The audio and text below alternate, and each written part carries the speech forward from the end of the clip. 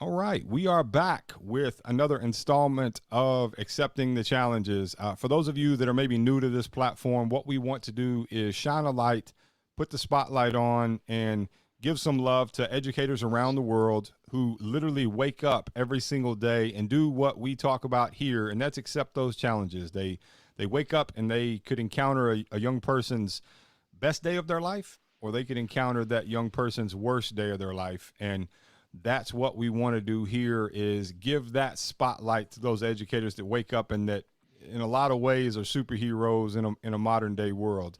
Now I totally messed up and doctor, I did not ask you how to pronounce your last name. So I'm going to No, give this a try. Please do not hold it against me if I butcher it. Um, Today we have Dr. Adam Ehrman. nice I job. That got was it. perfect. I got That it. was impressive. Most people don't do that. Well, so I travel a lot around the world. So when you bounce into different countries, you kind of try to figure out how to look at like there's not a science to it. It's just a guess and a gut feeling of how is this maybe pronounced. It's definitely not a common last name. No. But welcome to the platform, if you will. Just share with everybody what your current role is and where your place is in education right now. Okay, so I am the superintendent of schools for Bourbonnais Elementary School District number 53. A little background, this is my third school district that I've been a superintendent for. Before that, I started when I was 29 as a superintendent. That's a whole nother topic in conversation.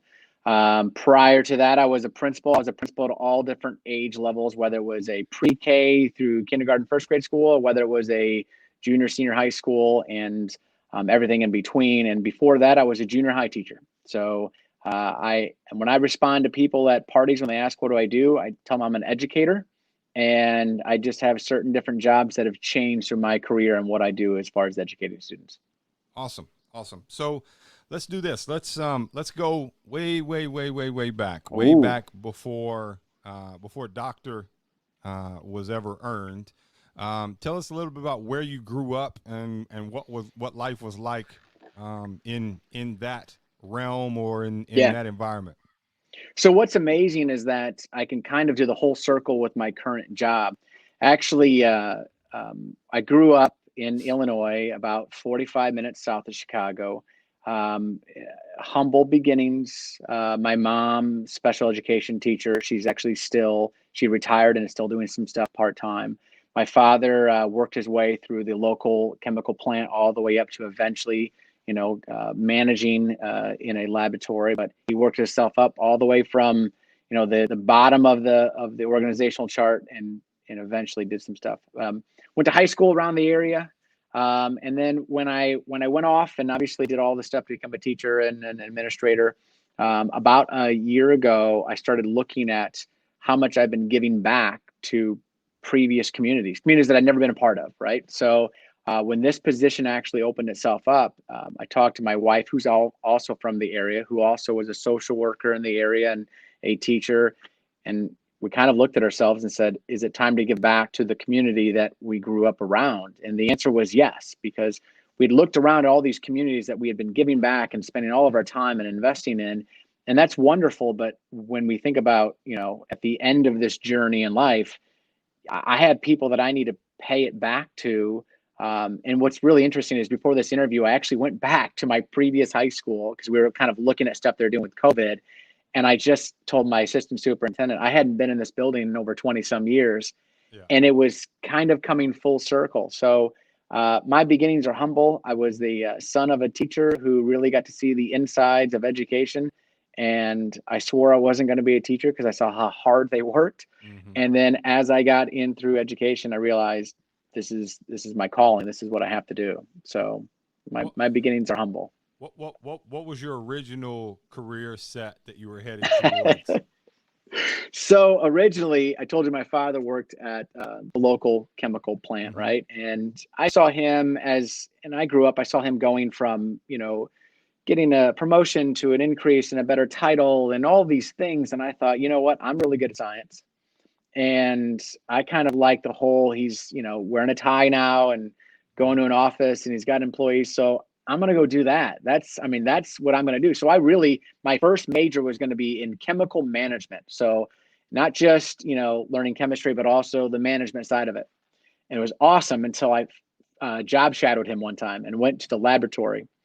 And I spent about 8 hours in that lab and realized that was not for me. My personality, it was too stuffy. It was too, it lacked the conversation, the dynamics that I needed. And so I got done and realized, okay, change in plans. Sure. And how can I merge things that I liked? I liked science, I liked math, I liked learning, I liked people. That's how I brought it back. And then obviously the management side, now I've worked myself into that role as well. That's awesome. That's awesome. So you went to Eastern Illinois. Is that where you went? That's where you went first?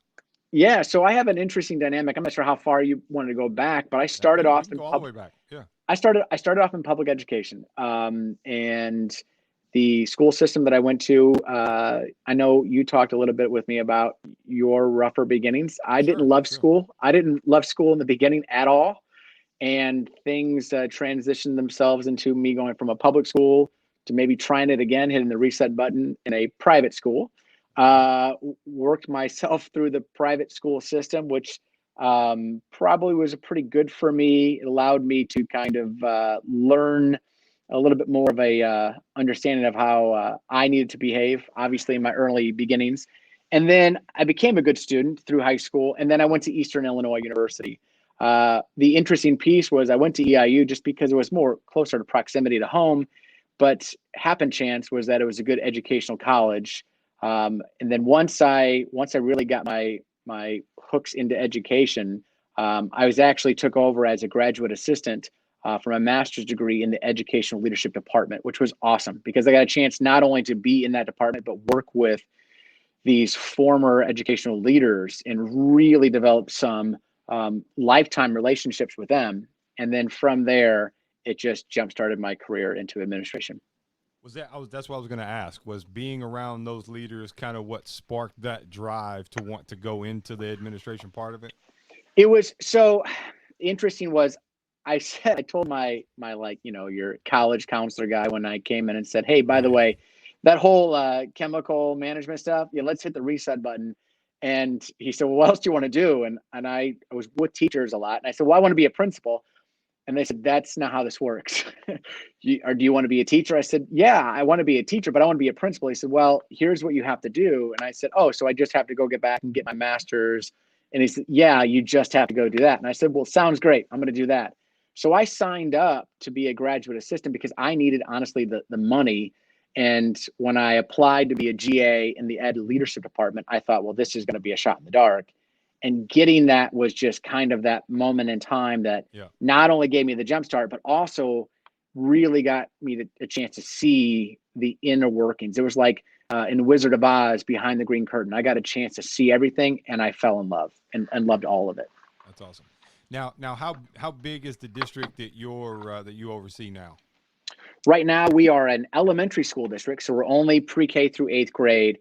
And so from kindergarten to 8th grade, we're about 2,500 students. Okay. We got about 5 buildings, 3 K3s, 4, 5, 6, and a 7, 8.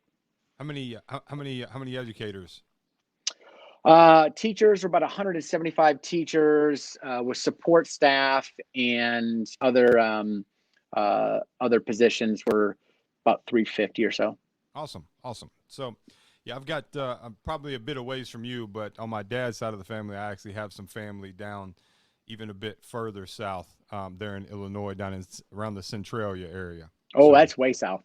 Yeah. We there's a lake right there, Carlisle Lake, and my grandmother's sister used to have a house, or she lived there, and she had like a clubhouse type thing. And my dad's side of the family, we would all go there during the summertime, and it was a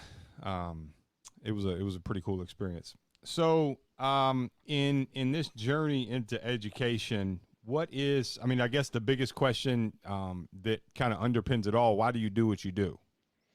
So that why question is something that I start with in every organization, and it becomes a very easy question to answer originally, but a hard foundational belief to continue with. And so we talk about the why, and there's some other people that I did not invent the why. There's Sure. people that write books about the circle of why and all those type of things. But we start with everybody's why, and it should be kids, right? It should be kids. And so for me, it has always been, I've always gravitated towards the process of kids, whether it is making a rock disappear for a 2 or 3 year old, right, and come out their Sure. ear with a quarter, or whether it's working with the junior high student that really is struggling and they need to connect with somebody and you happen to be that connection with them. So for me, it's that why is kids. The problem that I run into over and over again is that when you start with that foundational belief, you really challenge it later on when you start having conversations that are getting back to the why. And is this conversation about kids or is this conversation about adults? And that's when you really struggle to get people to re-examine themselves to find out whether or not they're true to their why. And I've mentioned many times in conversations that if our why is about kids, we may disagree on how we get to certain avenues, but we'll also agree on our same common goal. Yep. But the moment that we start disagreeing on why we are entering this conversation, we're probably never going to find common ground. And if my why is about kids and your why is about adults, don't anticipate that we're going to find compromise, because I'll always go to the kid side of this, and you're either going to come with me or we're going to battle until we eventually decide that kids should lead the conversation. Sure. So for me, it's kids, but I want to get more than just that standard answer of about the kids. What do you when you probably don't do it as much now being in the superintendent role. When you were a principal, I know there's going to be headmasters and principals and even aspiring principals that are going to hear this. What are some of the things that you looked for in an educator when you were looking to bring them on and add them to your team? Wow. So first off, we gotta isolate that there's good teachers and there's good employees, and then there's skills and there's just foundational beliefs. So you can be a good teacher and a bad employee. You can be a good employee and a bad teacher.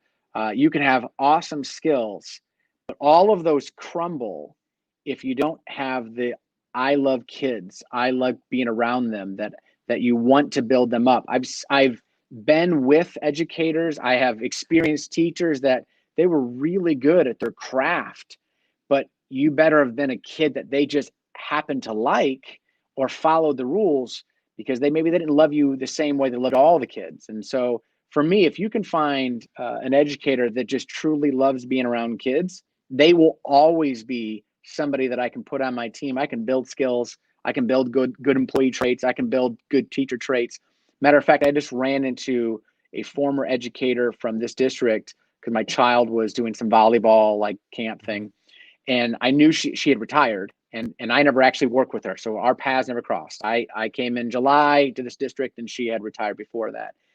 And I came up to her after the camp and I said, you were amazing. And she goes, oh yeah. I said, no, you don't understand. I watched you work with those kids. I'm just from the sideline as a parent. And she just had joy, and that love of kids and love of situation didn't change because she had retired. And I said, hey, do you want to come back? I mean, I was also angling on the employee side because we could use some quality teachers. But it's that piece that, an educator that loves kids will always be somebody that I want on the team.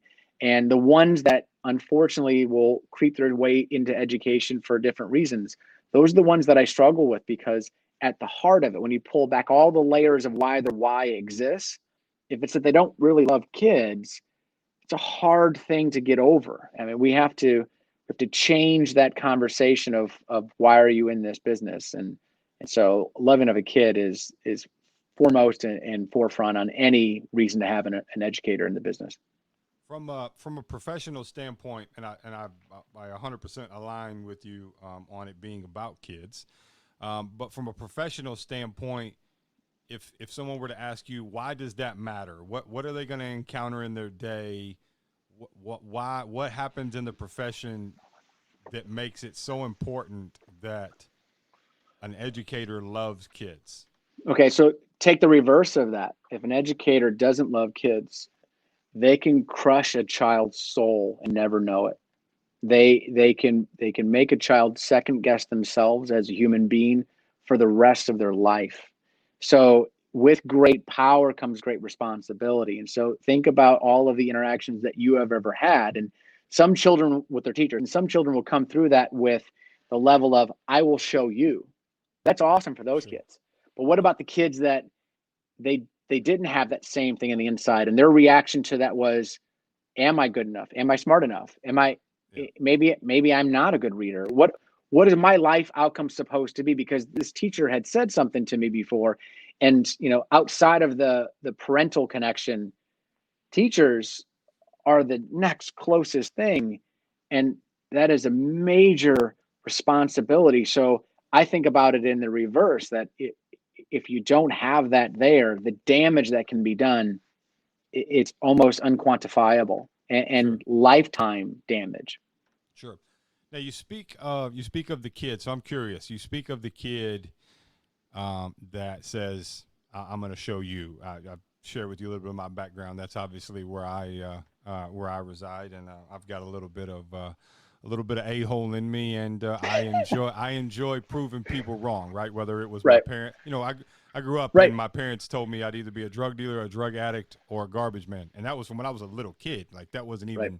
Like that's not what I was doing, at 8 years old, right? So, so I've always had that, and I often wonder, and this is completely your experience, because you've had the unique experience that you've had in the roles that you've had over the time that you've had. So I'm curious. It's unrelated necessarily to your story, but I'm curious, what is the differentiating factor of the kid? Like, why do you think some kids like me have that and some kids the other way? Because it can't be completely environmental, because the two people closest to me were, destroying my confidence. But I've just had this innate ability to have self-awareness and understand. I've always understood who I am, and I've always looked at adults like, you have no idea who I am. Like, what are you talking about?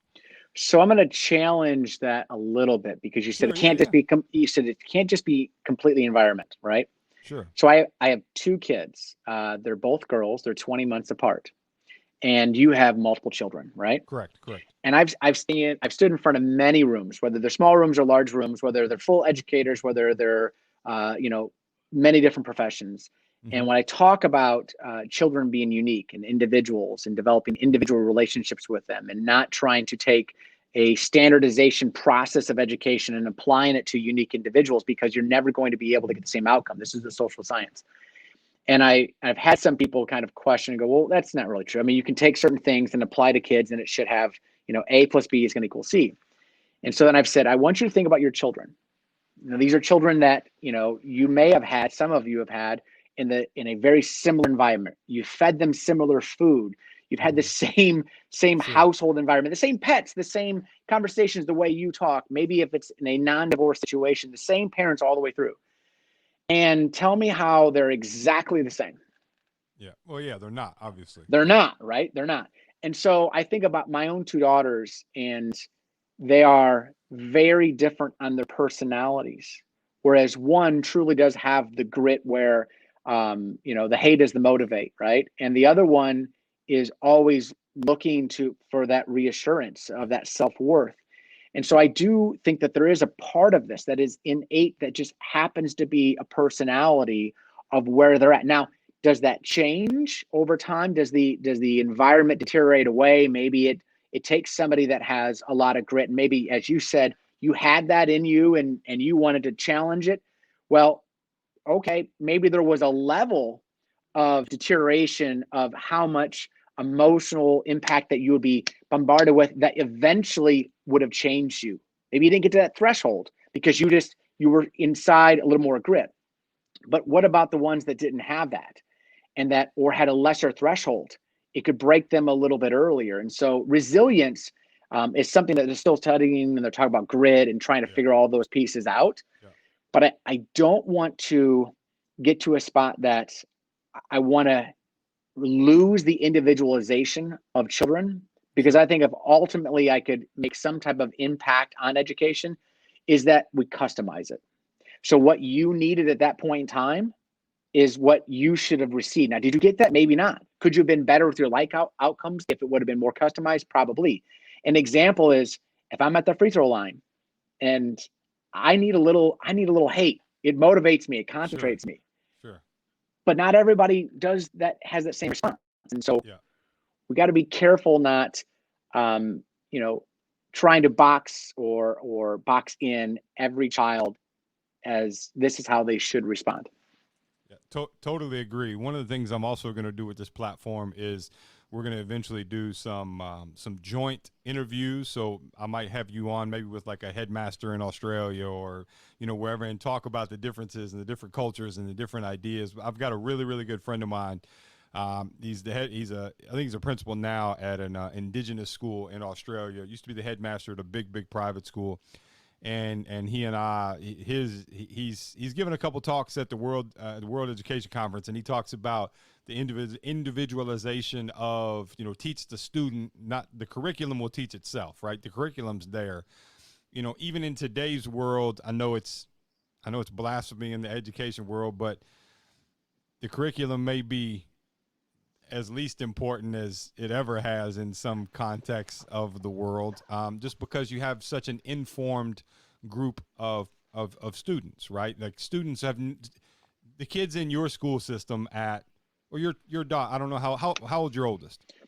So I have a 7th grader and a 5th grader. Okay, so your 7th grader knows more than you could have ever wrapped your head around in 7th grade. Yeah, absolutely. And I talk. So I give a talk, and I talk about how this is actually more dangerous than a gun, and I tell parents and those things. But kind of circling back, that is how do we? So if other superintendent, because I've interviewed other superintendents, other educators are going to hear this, other administrators are going to hear this. Hopefully, we even get some politicians and some change makers to get involved. Give me some insight. Give me your experience on how we get to a place, or what can we do to start individualizing the education for some, because not every kid needs that. Some kids are okay being in that setting that follow the curriculum. I wasn't. So you mentioned not every kid needs that. I would say not every kid needs it as much. Correct. Well, I guess that's what I was saying. They don't need Yep. one-on-one all day, every day to But go through it. But so think about when you go through kindergarten, 1st grade, 2nd grade, 3rd grade, and in that platform you have a singular teacher or maybe 1 or 2 teachers. And so that teacher knows the child, right? Yep. And to know a child means you can have a relationship. To have a relationship means you can teach them. If I don't learn anything, we've heard this 1,000 times. I don't learn anything from anybody that either doesn't know me or I don't respect. Yep. So if you can flip that and say, if the relationships are so critical in kindergarten, 1st grade, 2nd grade, 3rd grade, as you go up, think about it in, say, 7th and 8th grade, for example. If every 7th and 8th grader that is in our junior high situation, if they know that they have at least some relationships, close relationships with the educators, that they know them, then they're no longer invisible. One of the activities that the staff did, and I think they're going to be doing it again here pretty soon, it's a powerful one, is you take every child's picture and you put it up on a board. And then you see, as an educator, how many of you know the child, not by name, but know the child. What's their name? What do they like? What do they not like? And that you can now know them, because if you can go through the educational process and realize that you were known, that means you were valued, you have developed some close relationships. Because when you think about, if somebody said, hey, who's your favorite teacher? I guarantee it's not going to be the teacher that was the most skilled, that had the best math lesson. It's going to be the one that knew you, knew who Shane was as a person. And that's where you gravitate back. I just haven't given up on the concept yet that we can't still know every single one of our students. Now, not every teacher is going to know every child, but as an educational system, every child should feel known and valued in that relationship. So how do we do that? What are some tips that you use or implement to do those things, or have your schools that you oversee do those things? Well, there's a lot of things going on right now in the world environment, which we can get to. Sure. Right. That's really, really important. And then the other one is we have some framework that we've figured out is working better. So think about the special education, just the evolution of how special education has evolved since, say, 1980. Oh, massive. Right. And one of the things that we have utilized since 1980 is looking at the child, bringing the child in and trying to individualize the educational process. What does this child need? What social, emotional, behavioral, intellectual, where are we at in trying to provide supports with them? And it has worked. I wouldn't say that we've solved every problem in special education that there is, but Sure. if I had a child now compared to 1970 that had needs, I would prefer them born now, which is good. It means we understand how that works. The other is making sure that children are seen. And right now we're going through a process of questioning and hopefully positively questioning, are we seeing children that are in front of us in the most appropriate way so we can value who they are, not trying to change the world to reflect them, but also trying to accept them, who they are in the world, and see if we can create a better life outcome for all of them. So we're doing lots of different things. One of the things that we're talking about is, and it's been now, we're on year 2 of the training here, of deep equity, and really diving into the concept of equity, and not just merely trying to get off the top layer and dive into racial questions, but really equity across the board. Because what we see in our data as we pull, achievement data and all the information that we're getting to kind of make educational decisions, equity has really presented itself, particularly in COVID. Most of the conversations that we had in July. So I came in July, Sure. and it was, okay, how are we going to build a new educational system, which was awesome because I had no clue what they were doing before. So I had to try to fly this airplane and build this new environment in a vacuum. But every conversation we were having was, well, how is it going to impact these chunk of students different than these chunk of students, which was great because we were really having some equity conversations.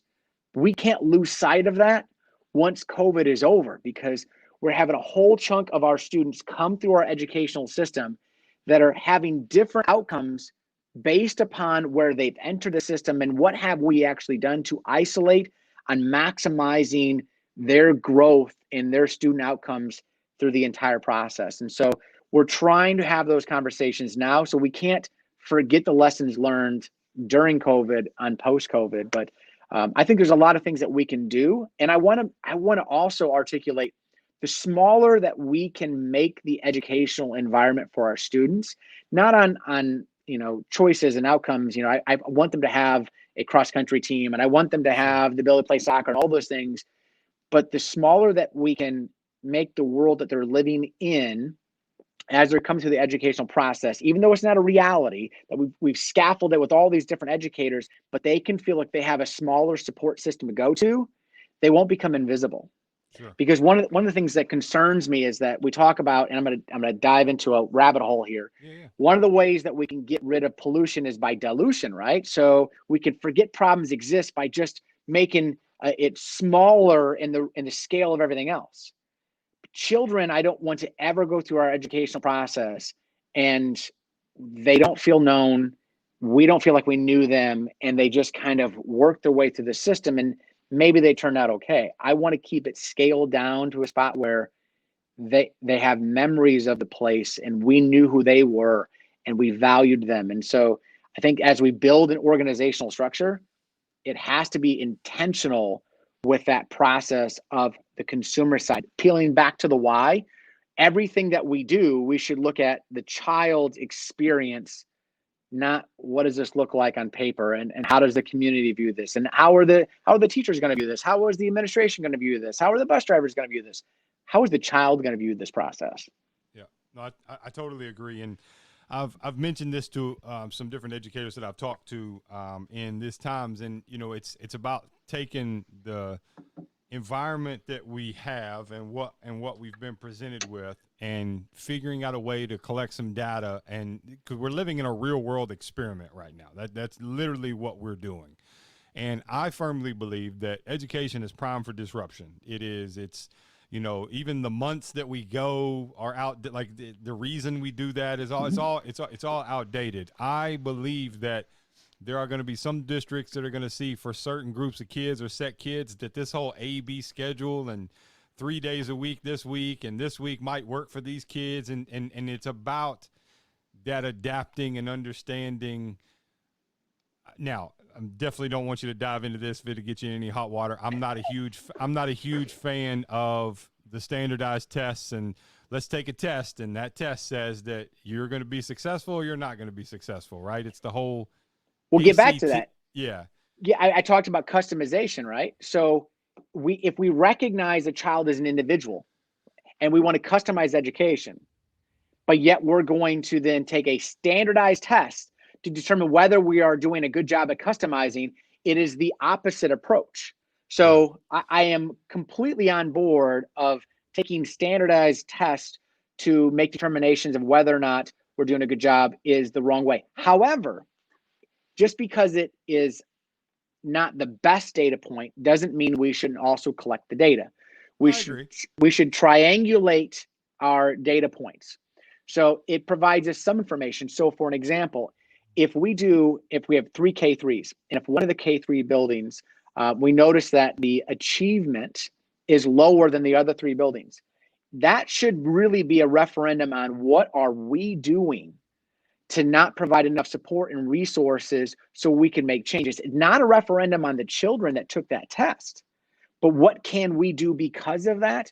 And so all too often we take a standardized test on what should be a customized process to label, shame, and blame. Well, that's not what it was intended to do. Sure. And so I'm not one for getting rid of all assessment, standardized assessment.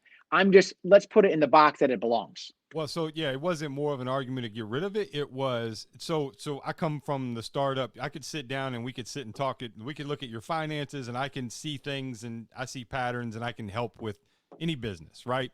So that is my point is data. If we collect all data, first of all, data is the new gold rush, right? Like that is how we get to where whatever it is. But who is managing the data, and do they know, are they manipulating it or are they doing it like, and that's the ultimate issue. I think for a long time we've had people making decisions off of data that maybe didn't really understand how to look at, like, that's why we literally, you can go to college and be a data scientist now. Like these things actually exist. Well, there's the old adage of liars figure and figures lie, right?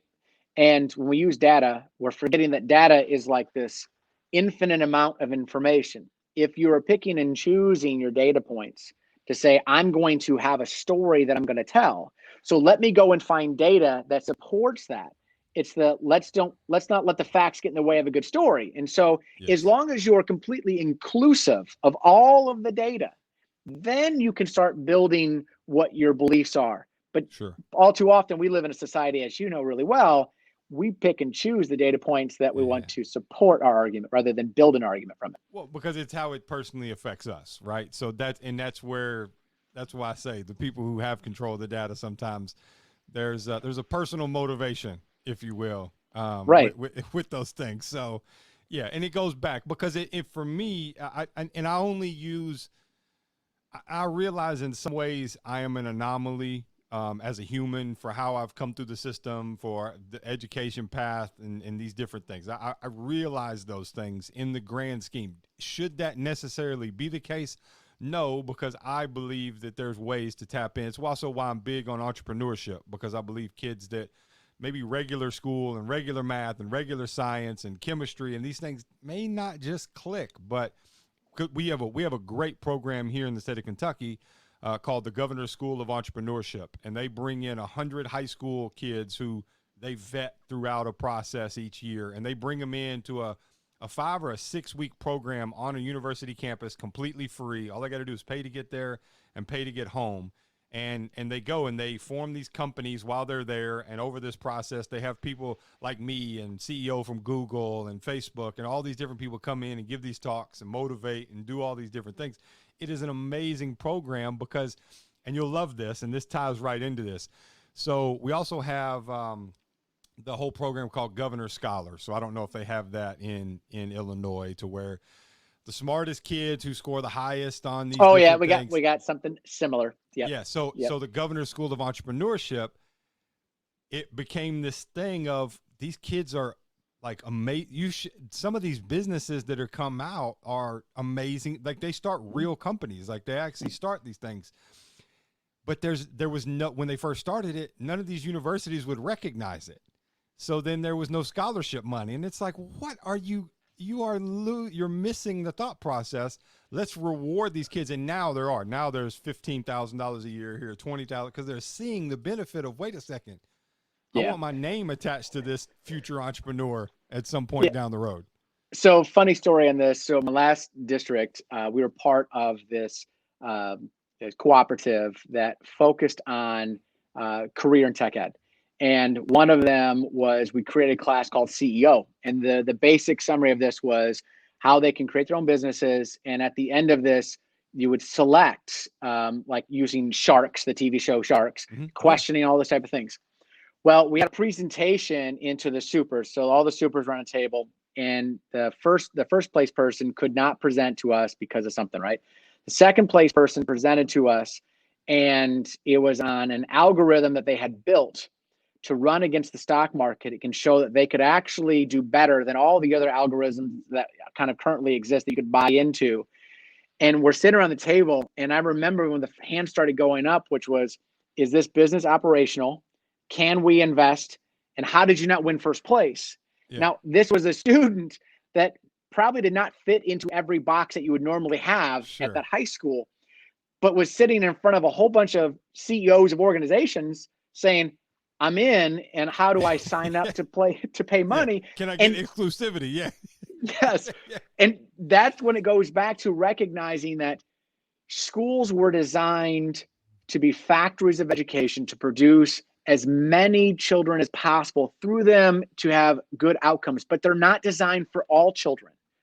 And so the moment that we release our ties to that structure of, okay, it's an organizational structure that is not going to be perfect for all children, then we have to ask, what do we do about it? And how do we make sure that we are all inclusive for all of our children, finding ways that you can tie that into? And then you talk about higher ed. That's when there's some disconnections that are also happening as well. So I think K-12 is getting there quicker than higher ed is, but this interview may not get me any more jobs because I work part-time in higher ed too. It's all right. Trust me. We'll push it out as far as we need to save you. But I agree. And I'm a firm believer. So when I don't know how old you are, so I'm not going to age you, but I'm 40. 41. Okay, so we're virtually the same age. So when we went to school, we had things like home ec, right? You learned how to sew a pillow or something together. You learned how to type.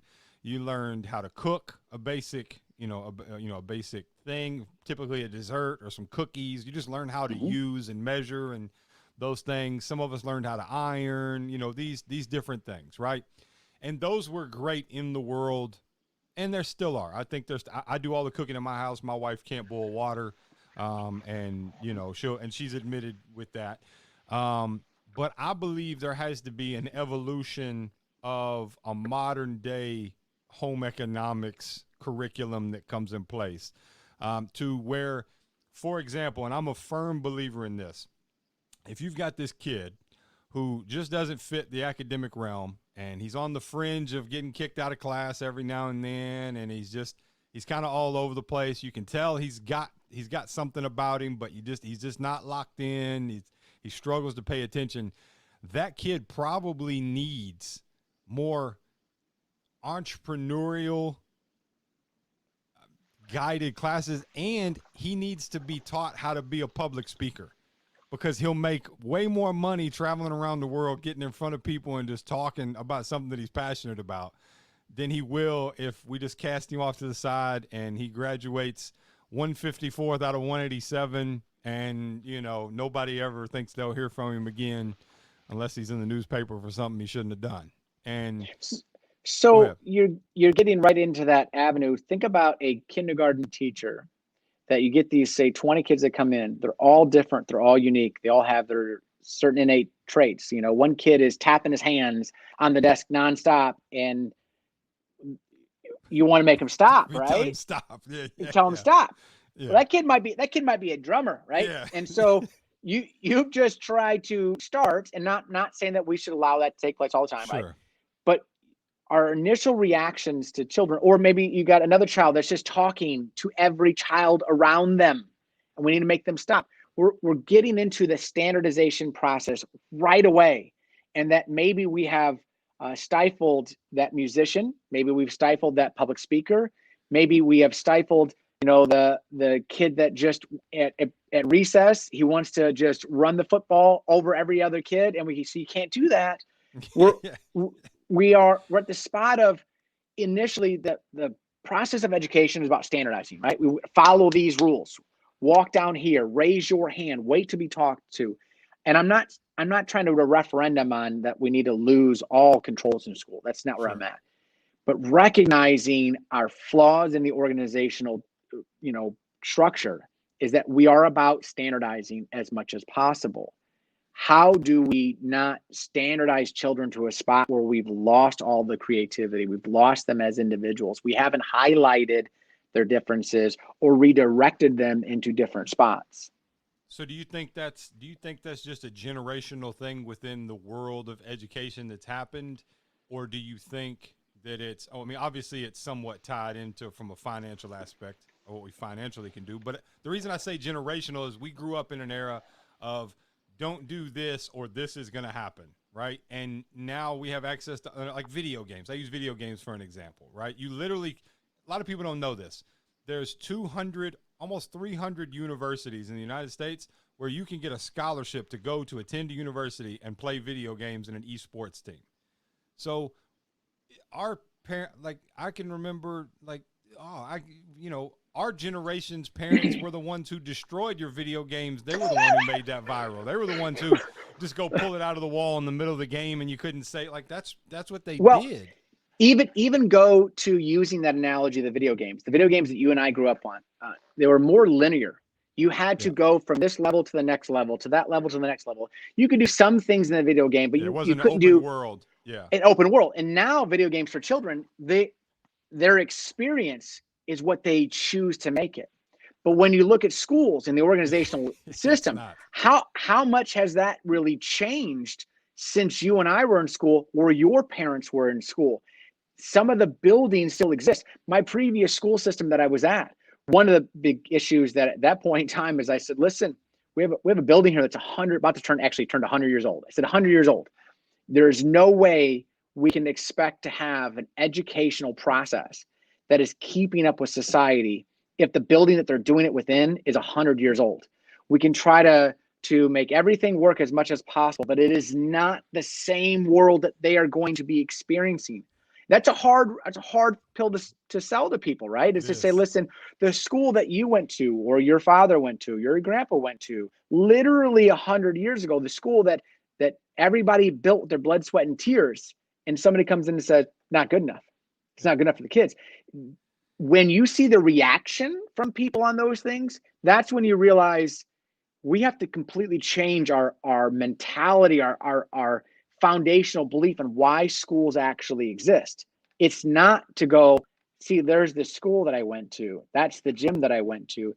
It's so that way the children that come through it can be better, not because it's the pride and joy of a community or, it's the thing that we look towards to say, it was how I was in school and this teacher's still there. It's wonderful.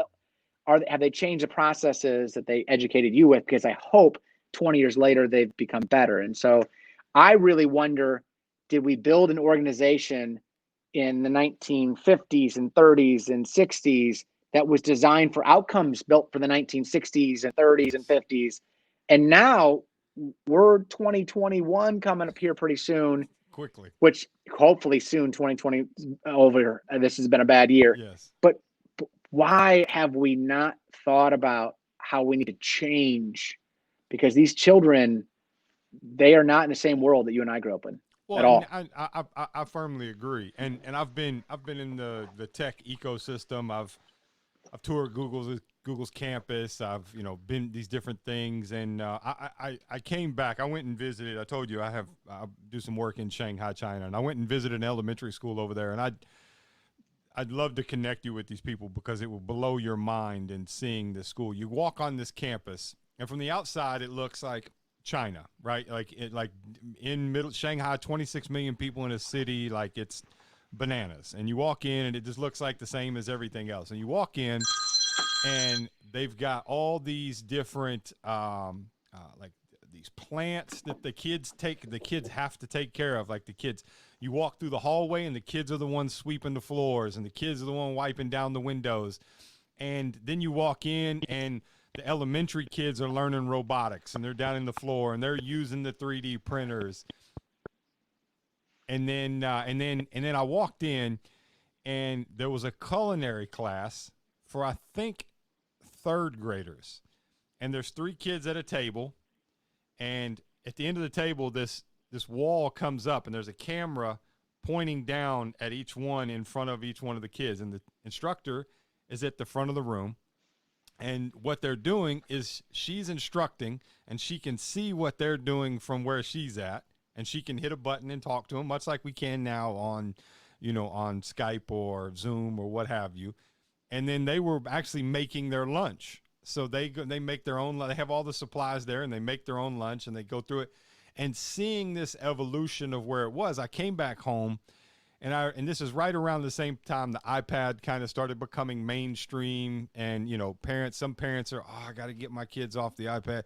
I think it weirds me out that my 5-year-old knows how to use it better than I do. And I have a friend of mine. Well, I had a friend, not a friend of mine anymore, was a friend.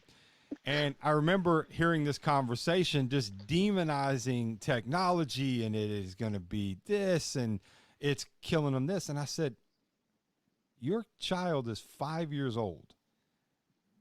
They're probably never going to use a pencil whenever they leave high school. I've not used one since I've left high school. They may not even be writing on paper before they graduate high school. I said, so you're trying to stunt the development and process of what is naturally going to occur. You are going to walk around, and we're not to get too tech and geeky on it, but Apple in the next 18 months is releasing standalone sunglasses that'll be like Ray-Ban sunglasses that I'll be able to drive by your school and have an app on my phone or an app downloaded to my glasses, and it will give me the review of your school, the demographic, just by looking at it. It'll tell me what's on the menu for lunch. It'll tell me all that. Where we have to, the reason I'm saying this is I love that your mindset is as open as it is and that you're in the position that you're in, because I don't know you. This is our first time chatting. Your community is absolutely blessed to have somebody like you in the community, because it still could be the old, I won't describe it, but the older way of being romantic to, this is your school and you've got school pride and you love this building and this is where my mom went and my grandmom went. And yes, that needs to die.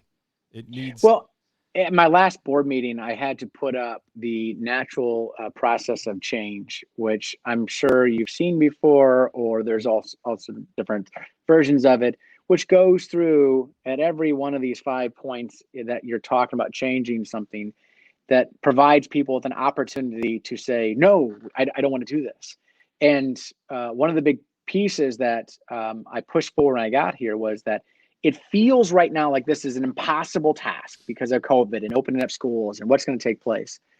But how we view the situation is going to determine how successful we are. So the obstacle versus opportunity. And so instead of viewing it as this is going to be impossible, I said, why don't we look to see how many things we can make possible? Because when we're done with this, at the end of it, hopefully we have found some things that we really, really like that we can now improve upon. And I wouldn't say you'd be shocked, but I was thrown back at how much resistance still takes place at trying to gravitate towards what is comfortable and familiar. And I've always done it this way. I mean, I've sat in rooms with educators. Cows. Sacred cows, where I can't stand them. I had to say, take everything that you knew about the process of teaching in the last 10, 15 years that you've been trained on, of going through, turning collaboration and working with students, close proximity, and all those type of things. Yes, COVID's going to take a lot of those things away, except that temporarily. Now what in the meantime can we build up on our skill set? Because after that, we can take those good things and those other good things that you had, and we can put them together, and now we can be better than we were. And the resistance is, it's real. It's real because you're really changing a framework. And part of this is we have to remember the history of an educator typically that goes through. They were a student. They went from K-12 into higher ed. They were a student. They go from higher ed to student teaching, now back into the classroom as a quasi teacher, and then they have their own classroom as a teacher. Their entire lifespan has been in an organizational structure that has really not been flipped up on top of its head. So infusing people from the outside world, anytime I can find somebody that has previous life experience to come in as an educator, bring them on in. Bring them in because they get a chance to give us a different way to view it. And what I always get nervous about is group think. And when you don't have group think with a lot of new people coming into the group, you get similar think, and it just regurgitates over and over on itself again. So my concern with public education, K-12 particularly, until we get new infusing ideas, it's going to be the same thing. So what's nice with COVID is it's forcing this. Wait, so you mentioned earlier, and we talked about the kid who comes from a rough background and having grit and determination. So I had this conversation with my kids. So I have a 8th grader at home, and I have a 4th grader at home. And we talked, and I could, as you can imagine, I could care less what kind of test scores they get. I could care less what for me, it's about, are you trying your best to be your best? At the end of the day, I don't care if you want to be a garbage man, be the best garbage man there is on the planet. That's what you want to aspire to be. And all of this happened, and I come from, so you come from humble beginnings, right? You know this as a dad. You want your goal, I would imagine, I don't know you personally, but I would imagine part of your mantra as a dad is to give your child or your children the better life than what you had. You want to set them up better than what you were set up. You want them to not have to deal with some of the things that you had to deal with, all of those different things. So I am that same way. So that's a double-edged sword. I don't want my kids to ever go through the trauma. So when COVID hit, I said, wait a second, this is exactly what they need. I don't even care. I want you to, like, now you're having to think on your own. You're having to make a decision, and you're having to learn. Like, I don't know the last time I've actually checked to make sure my kids are logging on their classes. Why? Because I would be notified, one, if they weren't, and then two, they need to know they have that freedom. So now they do. They'll come up, they go. I hear them upstairs making lunch. They do their thing. They do this. So there are some positives to what is happening if we learn to embrace it. There is some resiliency that happens. There is some real world things that normally we would never have that opportunity, that we didn't learn until we were 19 years old and our parents dropped us off at university and says, hey, here's your laundry, here's the soap, make sure you do this, don't mess this up, and good luck. Well, yeah. So there's two pieces of this. I've had this conversation recently with one of my administrators who had very humble beginnings. And we struggled because he is very successful. I have achieved a level of success.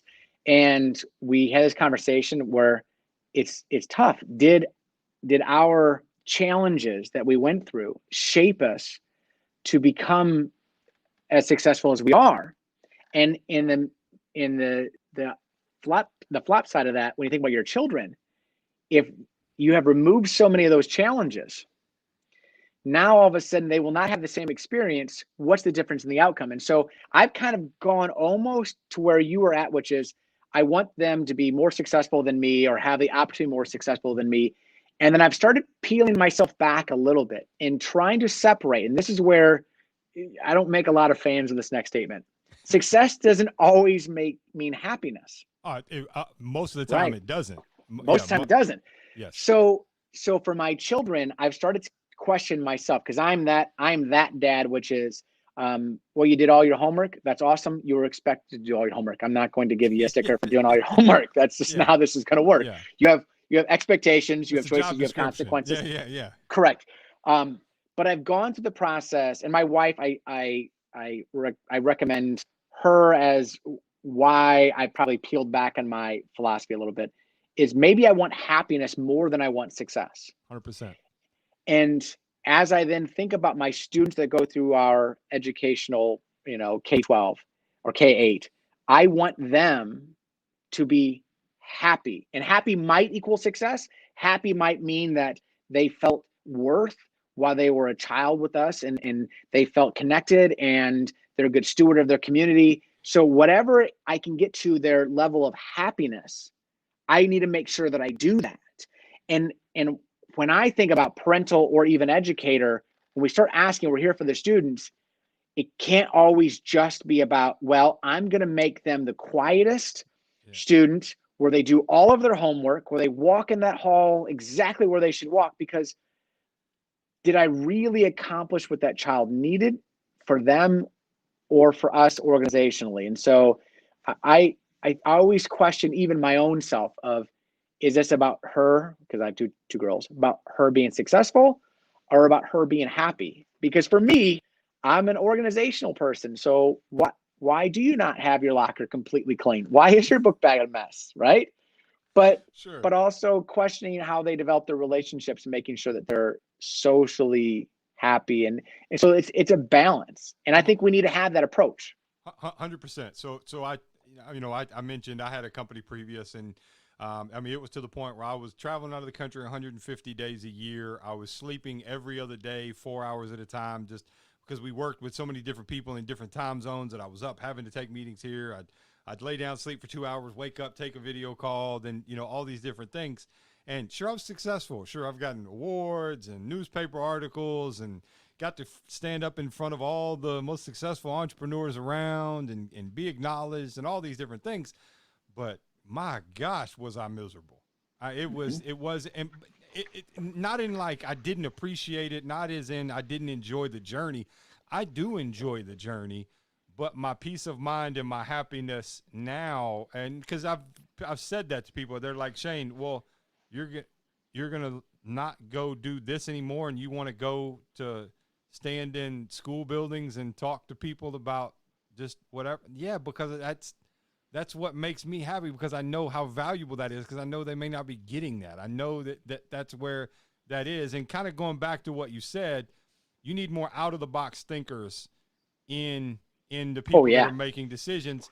But the system that they're being, and we're not going to make any friends at the post-secondary level, I can assure you. So we'll keep this episode away from them. But how do we we got to figure out how to change that, because no time in the near future are they going to allow Shane, is the state of Illinois going to allow me to come and teach an entrepreneur class at one of your middle schools, right? Because I don't have a degree. I don't have the paperwork for it. And I'll share with you something that I did. And it's funny we've gotten here. So I gave a talk to a large group of human resource. So I want to have you on a different podcast. I haven't mentioned this to you. So I've become friends with a guy.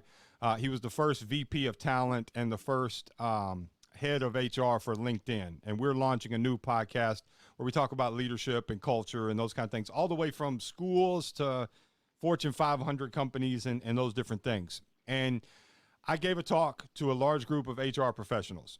I knew who was going to be there, and I came and I applied for a bunch of jobs like a week and a half, 2 weeks before the talk. I went in, I gave my talk, and I intentionally had them give me 30 minutes extra. So I said, okay, now for some Q&A, I want to go into some Q&A on some different things.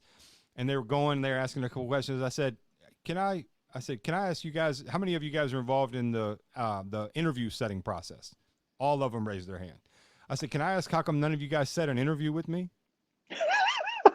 And they were looking like, and of course, here they've been raving about how great I am. It's so awesome to hear how successful you are. Right. I wish I could travel around the world, all these different things. And I'm like, and they were like, what do you mean? I was like, well, I applied to a bunch of jobs that you guys have posted and not one of you have called me. I said, now I know the answer, but I wanted to do this. And they're looking around at me. I said, this is actually the reason I wanted to have this talk.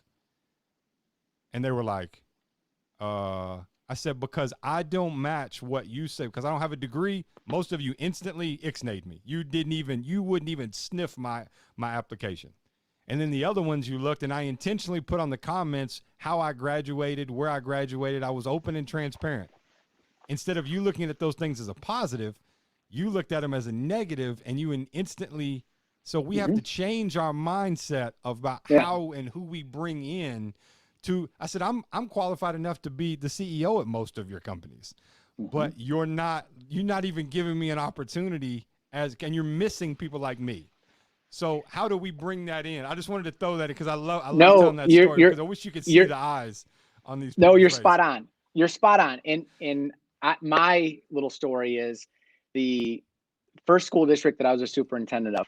To get that job, the previous superintendent had been there for 29 years as a superintendent, right? As a super. So he definitely did not look like me when I walked into the interview at 28. And unfortunately, I had already decided that I needed to change how I looked so that way maybe somehow I could look old enough that they would accept me in that position. So I grew the almost what you have right there, right? Except it did not look as good on me.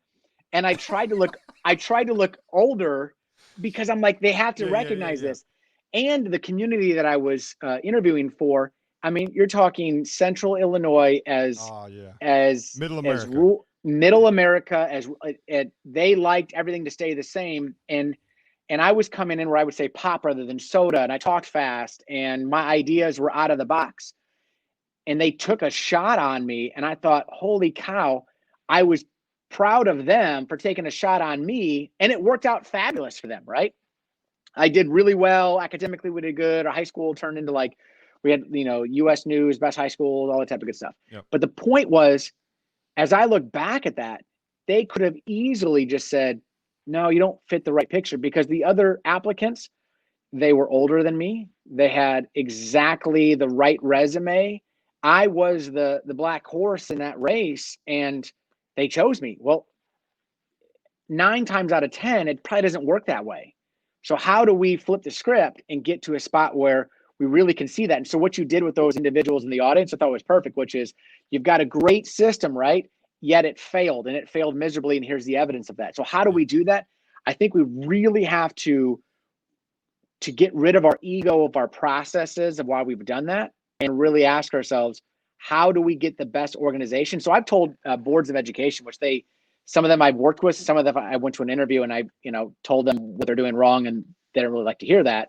But I've said that the number one thing that we can do in an organization, it's not a process, it's not a policy, it's not a procedure. It's just find the right people and let them go and let them do. And all too often we have archaic processes to find the right person. So we end up with bad people. Yeah, well, the system that's sending you the people is not a system that is breeding think outside the box, think for yourself. It's show up to class here, do this, you get this grade, you graduate. It's now I've got this degree. Here you go, sir. I'm here to apply for a job. Oh, can you tell me where my classroom is? Oh, can you give me my curriculum? Oh, what time do we start? Can you give me my schedule? Everything it is literally a system that is not allowing for thinking outside the box. And that in itself, then what we have is now we're creating an environment to where I'm not allowed. So when I'm micromanaged, now I'm micromanaging. You hit on ego, and leadership and micromanaging is 100. Now I'm not gonna say 100%. 90% of it boils down to ego. It's either fear of my ego, then you're going to make me look bad, or fear that you're going to be better than me, or I didn't come up with it, or these different things. I could give two flying whatever that who came up. Are you going to be a superstar or not? And that is where we have to figure it out. And I don't know. I have an idea. Yeah. I have an idea. So think about private sector businesses. So the businesses that either you've been involved with or helped be able to coach. There's not as many rules. Nobody really cares. There are no rules, right? So sitting at a table, you don't care what that person's GPA was. You don't care that they've gone through the process the right way. It's how do we make this business either more money or more successful or whatever it is. And the rules have all fallen off on the table. K-12, the amount of rules that still exist, and we can go not just the ones that we typically think about, but think about the educators that are now within the system where they have been labeled throughout their entire career as a kindergartner, as an eighth grader, as a high schooler, as a student teacher, as an educator, and putting on a grade of, are you an excellent teacher, proficient? Are you an A student or are you a B student? What was your rank in high school? All of those things, they have been in this competitive nature artificially with each other. Yeah. So when they get into the organization, now there's rules within the organization. Think about, you have unions, right? And unions, they are group mentality, and individualization is the opposite of a union concept. So and then you think about administrators, right? Administrators get a little bit more freedom because now you're an administrator, but you better do the things the way the previous principal did them, or you better not shine too much. And so when I first got here, one of the things that I did, because I wanted to kind of show my administrators that some of the rules need to fall off, the ego needs to fall off, is we got our first board meeting. It was like July 8th or 9th or whatever. I had done the board meeting. I told my principals and stuff and administrators that were there because COVID goes, I have so many. I said, wait, give me a second. Go to my office. I'll be there in 5 minutes. After I get done with the reporters, I come back in and I said, I'm going to make you do something that's very uncomfortable for you, but I want you to see that this is how we're going to do business. And I said, what did I do wrong? We're going to go around the room and you're going to evaluate me on where did I make a mistake? What could I have done better? This is going to be 360 review and you're going to watch me do this. And it was amazing to see because some of them had just basically met me for the first time within the last week. And I'm asking them to tell me what flaws I made on the stage of a board meeting. But as soon as we did that, then we got to the spot of planning for COVID. It was the rules fell off. Nobody had to be concerned about being competitive. How do we take that and push that now to our educators where we don't have teachers that are competitive over my bulletin board is going to be nicer than your bulletin board, or the unit that I'm going to do is going to be so much cooler than the unit that you're going to do. We have to be able to dissolve the ego, but in order to do that, we have to take away some of the labeling. One of the things that's taken place in Illinois, I'm not sure if you're aware of this, is they didn't do teacher evaluations the same way last year. And this year is kind of in a flux of whether or not they're going to make us evaluate teachers or not. We're having those conversations. One of the things I shocked a room full of teachers with is I said, just imagine a year where you could actually just get formative feedback from an educator or an administrator that they could tell you, hey, here's some things that you could do better. And you wouldn't have to worry about what it would do to your evaluation with something that might be meaningless anyways, because we haven't seemed to tie evaluations towards employment, which is a whole nother conversation. It's the fear of more of a fear of messing up than the innovation of trying. Yeah, I'll be honest. I struggled with that locally here at the local school board and with a lot of school boards. Of the teachers don't feel like they can actually say, like when you have an environment where teachers can't say what's on their mind or say what they see or say what they're experiencing for fear of, and that goes back to ego, right? Your fear of, you're scared of someone else's ego, that something's going to happen to me. In my business, I want as much feedback as possible. I want you to tell me everything. Otherwise, I don't know everything. You can't be in every classroom and in every meeting. You can't. What's so weird, because in the K-12 setting, or even K-8, obviously, is we have athletic sports, right? And what's really amazing is you can watch just in after school situation. So school gets out, say 3:30, and then at 3:35, you can see same students, same educator. They may be on a baseball field or a football field or a basketball court. And now all of a sudden, all of the amazing things that happen with those relationships and the coaching and making somebody better, all of a sudden works. And it works really well because it's instant feedback. Ego is gone. Team mentality is there. If we can somehow push some of that into the classroom setting and organizational setting where it's not, am I here to be right? It's, can we get here to all get it right? Once the egos are away, the organization, whatever it is, just takes off. Yeah, totally agree. Totally agree. And I actually, and I've offered this to a few principals that I've talked to, because they're like, man, I wish we had more people that think like you in the school. I was like, well, you can't hire me. And he's like, and they're like, well, maybe I can. He's like, they're like, would you be open to come in and just spending time in different classrooms and then just telling us from an entrepreneurial standpoint what you see and those kind of things. And I mean, I'm open to it, because like I don't have to know the ins and outs of education, but I see things in a different way than your department head sees it, or because they've not lived in a world to where your decisions truly make or break whether or not you're going to be successful or not. And it's an amazing thing. There's the old adage that the only person to ever not see Star Wars is George Lucas, because he made it, right? And so when you're too close to it, so like in an airline, you may not be able to drive that airplane, you may not understand how to build that airplane, but as a passenger on that airplane, you can tell them that if the seats are too close, that what the entire experience was, what was the customer service like, and bringing people into an organization to be able to give that viewpoint it's amazing feedback. But then we have to be willing to accept it as it's not a judgment of worth of an organization. It's truly feedback to improve for our customers, which is obviously the children. Sure. And not everybody loves to hear the feedback, whether it's the community, whether it's the school board, whether it's teachers. We first have to drop the ego before we're primed and ready to be able to hear it. Well, yeah, and it goes back to a leadership and understanding that if you're the smartest person in the room, you're in the wrong room. You're not going to get out of the room. Yeah. I get nervous if I walk in and I'm like, okay, probably not the best use of my time while I'm in here. So, yeah. Let me ask you this: what if you could give some advice to a first year teacher? They're coming in. What is one piece of advice or a couple pieces of advice you can give to that first year teacher? And love to. So good. I'm glad you gave me more than one piece of advice because I was struggling. The first piece of advice, which would be the easiest one, is simply you have to love students, love your kids, because everything else falls apart.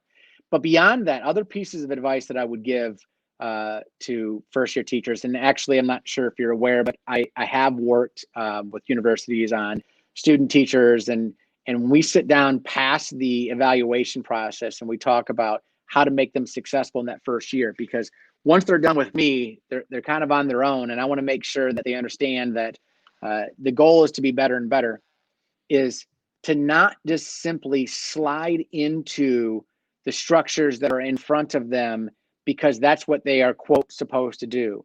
That just because another teacher is doing it this way, or just because, let's say the fifth grade team is doing it a certain way, to stop asking the question of why we do something, or to look for opportunities to improvement, is a death sentence on who you'll be as an educator.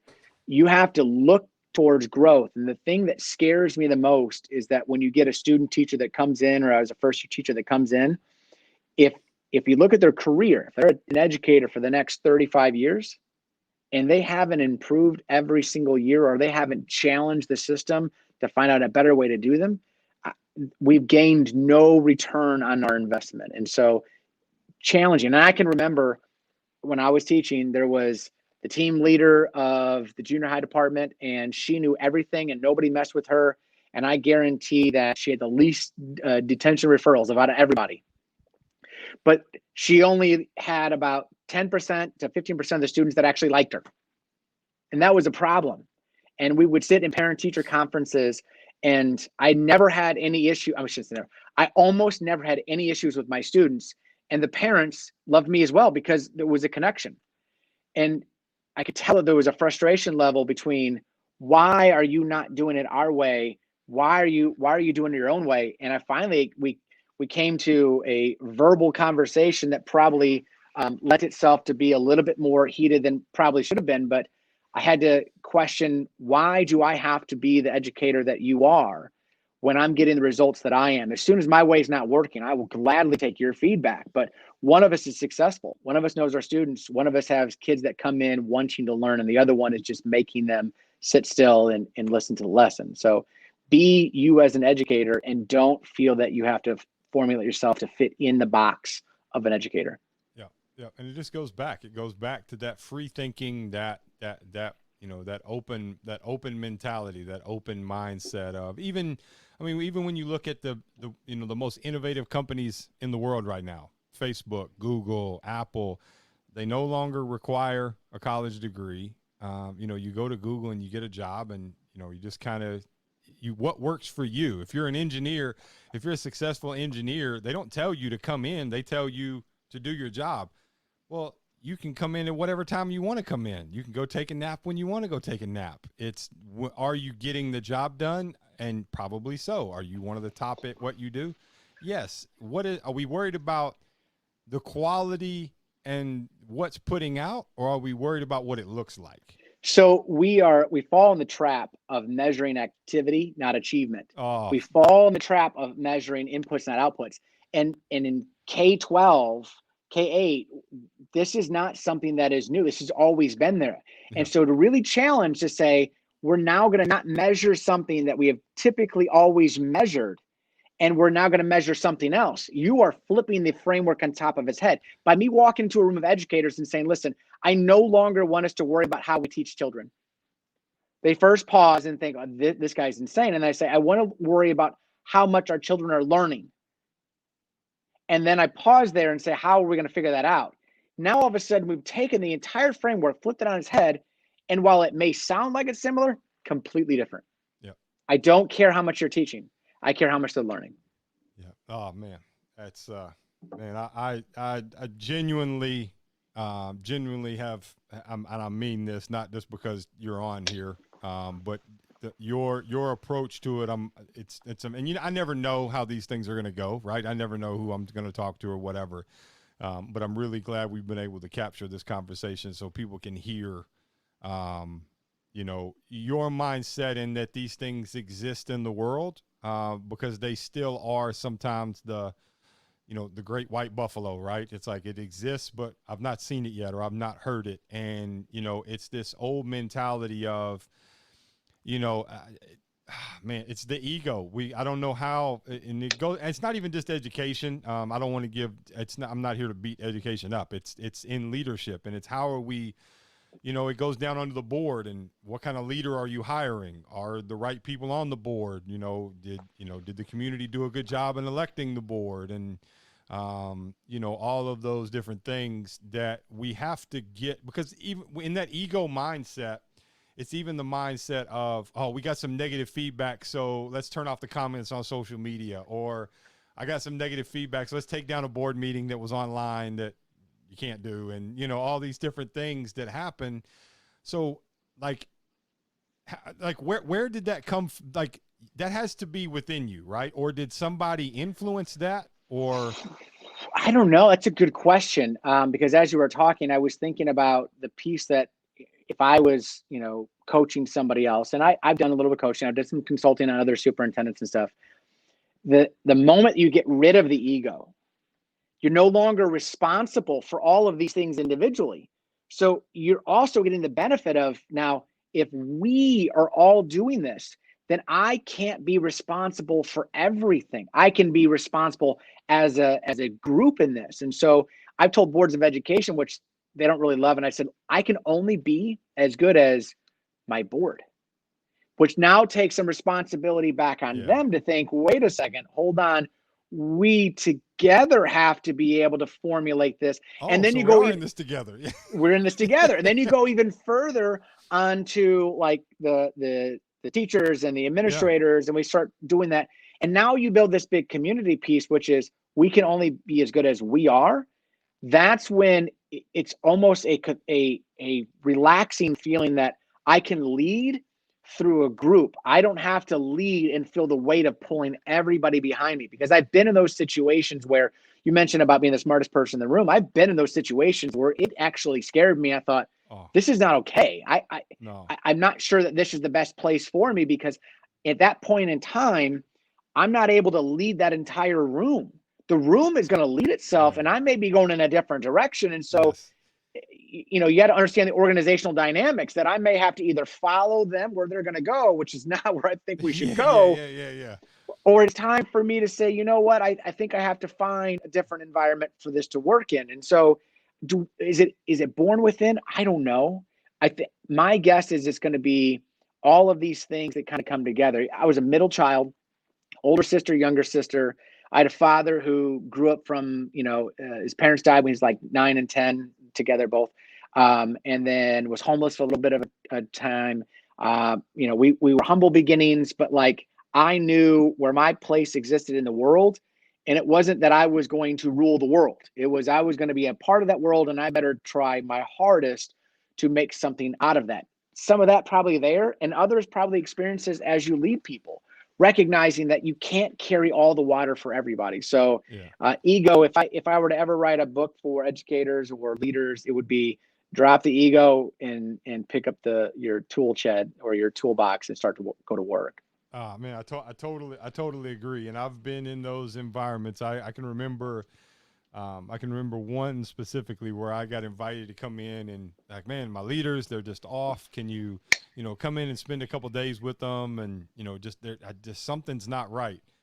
And I remember it didn't take me but about 4.5 hours into the first day. And I just went to him and I was like, hey, you can keep me around for another day and a half, but I can tell you what's wrong. And he was like, okay. And I said, do you want me to give it to you straight, or do you want me to like fluff it up? He's like, no, tell me. I was like, you suck as a leader. And he looked at me like, I said, you brought me here because you thought they were the problem. They're not the problem. You suck. And he was like, whoa. He got a little pissed at first. He was a little standoffish. And then I was like, well, you wanted me to be honest. So you brought me in here because you actually want to fix the problem. So do you want to fix the problem, or do you want to stroke your ego?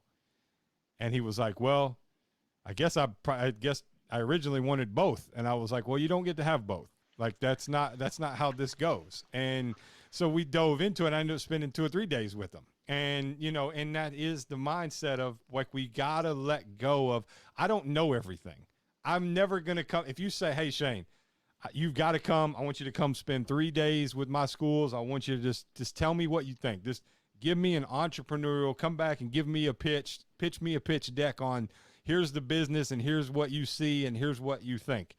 And I would go through, and that's great, but we all have to be able to change our mind. We all have to be able to be open. We all have to be able to embrace all of these things. I'm going to come to you and tell you what I know. I'm not going to come in and tell you how to put your legal policies in place for hiring. That's not what you're bringing me in for. You're bringing me in to solve the problems that I can naturally gravitate to. And that is, I think it's so important. I think it's so important. I don't want to keep you because go ahead. So you mentioned about, I don't know everything. And so there's a book and a quote that none of us are as smart as all of us. And as soon as you can grab onto that, it's such a release on that burden, but also then you realize you need more people, right? So, and that's where I get concerned a little bit with K-12 is that if the organizational, the group thinking is so structured in a way that you're not getting a lot of influence in, it's not permeating through, then we're really not maximizing that all of us mentality. We're only having the same people do the same thinking. And that's where that group think, where if we want to get the power of it, we need new people and influences in that because none of us are as smart as all of us. Yeah. So, yeah. I was super disappointed when I found out I couldn't run for local board of education here because my wife works for the board of education. So here locally you can't. And I was bummed because I know I can bring so much value and I know I can help, not from an arrogant standpoint, but just challenge the norms and, just think outside the box. So, Doctor, listen, it's been great having you on. Typically how we wrap this up is I ask a few personal questions just so the viewers can get to know you just a little bit more. And I've also been sitting on your side of the interview a lot. And some of the people that I've done this with, they're like, hey, Shane, maybe add in and let me ask you a question. So I'm actually going to let you ask me a question at the very end. And it can be about anything. It can be about my travel. It can be business, anything. So a couple questions. One, are you a sports fan? I am a sports fan. Who's your teams? Oh, So this is going to blow your mind. Okay. And I'm loyal. Let's start with this. I am a loyal See, sports fan. then that means they're not very good then. Okay. So I'm a New York Mets fan. Oh, what you are. Yeah. So have you been a New York Mets fan like since the Doc Gooden, Darryl Strawberry days?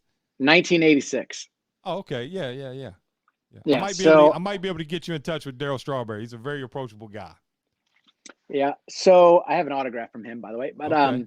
1986, because you don't remember, but 1986, that's the Game 6, Bill Buckner, Yep. the Mets win. I bought the stock high, and I have rode it all the way to the ground. That's right. I'm loyal. I'm loyal. It's a good investment at 7 years old. That's a good investment.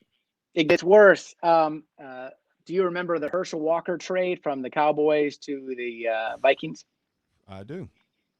Yeah, I became a Vikings fan then. Oh, well, it's been a long, it's been a long time. Yeah, I mean, you've had the Chris Carter, Randy Moss years. I mean, do you remember how many Super Bowls we've had since then? Yeah, none. 0. We've gotten really close, and then we just choke at every opportunity. So it's So I thought you were going to tell me you were a Bears fan. So no, I'm not a Bears fan. Are you? Good. What are you? Well, I'm a Colts fan. So yeah, you had a good day. Yeah. We had a good day. So I've changed I am loyal, but I've changed. So I'll give you some context to why. So Jim Harbaugh, who used to be, I know. Yeah. So his dad was the head coach at Western Kentucky, at Western Kentucky University, where I'm from in Bowling Green, Kentucky, and so his daughter Joni was my dad's assistant manager at the athletic facility that he worked out. And she used to watch my brothers getting off the school bus and that kind of thing.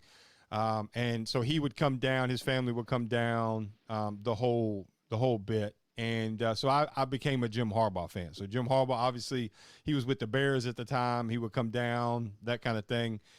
But I grew up, I was a fan. At that point, I was more of a fan of individuals. Now, my dad was a 49ers fan, and I was Jerry Rice, John Taylor, Steve Young, Joe Montana, Ronnie Lott, all those guys. Then they hired my guy. Then they hired Jim Harbaugh. I was like, oh, now here we go. Now I got the best of both worlds. Like, we're in it. And then they did him completely wrong after the Super Bowl, and I'll be honest with you, I had to cut ties with him. I had to let go. Peyton was with the Colts. I moved over to it as a Colts fan, and then that I stayed there, and I live close by. So, I mean, I'm the same distance between Indianapolis, Cincinnati, and Nashville. Nashville would be okay, but Cincinnati is horrible. That might be worse than being a Vikings fan. Oh yeah. So and Indy, I love going to Indy. Their stadium is beautiful. It's a great city to go and visit. My wife and I enjoy going up for a weekend and that kind of thing. So that's why I asked. So yeah. So what is your go-to snack that you keep in the office? Oh, this is really bad. So I don't eat. So I have some really bad habits, and I know that I should eat. I know that I should hold on, wait a second. Time out. You don't eat, or you do like intermittent fasting to where you like only eat in a certain window? So here's what's really cool. It'd be really cool if I said that I'm purposely doing intermittent fasting, right? Okay. That I could say that it's like structurally what I'm doing. The problem is I get going and I just don't stop. Because I'm trying to get all the way through that checklist of items that I got to do for the day. So 9 times out of 10, nothing. So like I have a really large office. It's really nice here where I could have a refrigerator and stuff under. I haven't because I just don't, and I should. It's okay. Bad. It's really bad. It's not good. Well, yeah. I mean, it could be worse. I don't know if it's like if you don't eat it all, like surely you're going home and having dinner. Yeah. Oh yeah. So my problem, which you kind of got to, which is like, what is my go-to issue? Pizza. So for me, and that's an easy one to go to, but I don't mean like just like, oh yeah, I like pizza. Like if we had pizza yesterday, and somehow there was leftovers, which I'm not figured out what leftover pizza is. I don't think it exists. And it was a pizza box, and it was in the downstairs basement, and there was 2 slices. I would know that there's 2 slices on my head in that refrigerator until they're gone. Like Okay. For me, I don't have a lot of vices, right? I don't drink, I don't smoke. Yep. Pizza, Hey, that could be, yeah, that's there's worse. There's definitely yes. worse. So who's got the best pizza in the Chicago area? Ooh, man, that's a good one. This right here, Mike. Now in this this could cost you your job, so be careful. Like this, like Oh, you sway so people. You know, I know how serious this is. It's also the same way in Detroit. I've got some friends in Detroit, and depending on what you say, it could you could completely oh, polarize half the city. so this is like a snow day. As soon as that flake starts going from the sky, I'm already half wrong. So there's Yeah. like three big choices that I'm already going to make two Yes. thirds wrong. So instead of just trying to play the politician of, oh, they're all great, I'm not going to do that. Give me your I'll tell you top what. two. Okay, so first off, I'm going to give the Chicago shout out, right? So it used to be Geno's East, but now I'm kind of leaning towards Lou Malinotti's. But see, I know that was going to happen. I had it You're last time. Last time I flew to London. Last time I flew to London, I had an overnight stay in Chicago, and I had Lou Malnati's brought to the hotel room. I was not a fan. I've had okay. it before, but I wasn't a fan. So that's why I'm Okay. looking in case, because sometimes Uh, it's easier for me to fly. When I fly from Louisville, sometimes it's into Chicago and then over to Europe. So that's why I'm now that asking. So the next time I'm there, I'll order. now that's a deep dish. Now try Geno's if you've not had Geno's. Get Okay. Geno's East. But locally here, actually, I can almost see it from my office out the window, which I think is a bad trick because I know it's there. Right, is a place called Sammy's, and they have a tough guy pizza, thin crust, but every possible meat and garlic Oh, and hot pepper you could have, and it's great. It's not good for the heartburn, oh, and it doesn't sound like it. or you'll also have the garlic breath. But if I was going to order a pizza right now, I'm probably picking the tough guy from Sammy's. Well, if I ever end up your way, then that's what we need to make sure we have Oh for yeah, lunch. Because yeah. I'll make sure I'll make sure not eat the day before, because it sounds like Uh, I need to have an empty stomach before I go in. And I'm a big fan of thin crust pizza. I think it's overrated. I think it's underrated. so this could get me shot by saying that, but I do think that thin crust pizza is probably better than thick crust because I I don't want to waste all my Yeah, my I get it. appetite on that bread. Yeah, I get it. I'm with you. Nope, 100%. I have the exact same argument. Exact same. Yeah. And it's not the same thing. If you eat a whole deep dish pizza and you eat a whole thin crust pizza, I shouldn't be shamed the same for doing No, one or the other. no. If you eat a whole Lou Malinotti's pizza in Oh my Chicago on your gosh. layover, Oh, you may not wake up the next no, day, and in no. that airplane ride, good luck. That's gonna be rough. Yeah, it's Yeah, gonna be rough. That's gonna be yeah. that'd be a rough 9 hour flight. Yes, that's gonna be rough. All right, so I'm gonna turn it over to you. I'm gonna let you ask me a question here before we wrap this up, and I can let you get back to your day and hopefully a lot more Oh, interesting things than talking to me. so mine's maybe a little tougher of a question. So I've in had them your all. in your K-12 experience, you've had probably some phenomenal teachers. You've also probably had some teachers that didn't see you or recognize you for who you were. Most of them. Uh, yeah. So, what would you tell that teacher if you could do that reset button on that time that they just didn't see you or didn't value you? What would you tell them so that maybe they could fully understand who you were or your worth or your value so that they could kind of get that gut check to reestablish how they dealt with you? Yep. So I'm going to give you two pieces to this, and I actually talk about this fairly openly. So the first thing I would do is ask questions.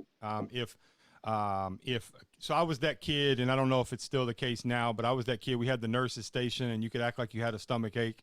You go to the nurses station, and you'd have a little cot, and you'd lay down.